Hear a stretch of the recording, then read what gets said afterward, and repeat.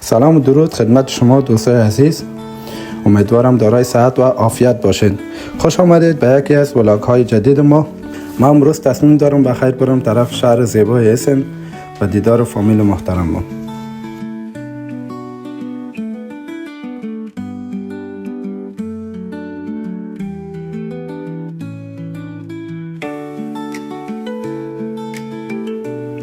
سلام دوباره دوستای عزیز، ما بعد از 2 ساعت منزل بخیر رسیدیم به خانه پدر جانم.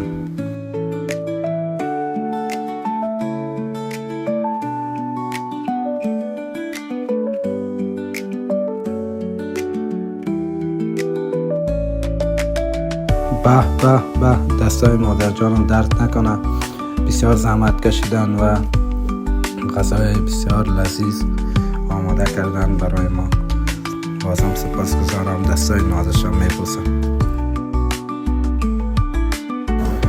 در این قسمت هم با فامیلم در یکی از پارک های زیبای اسن آمدیم و برای شما دوستای نازنین هم چند کلیپ زیبا گرفتم.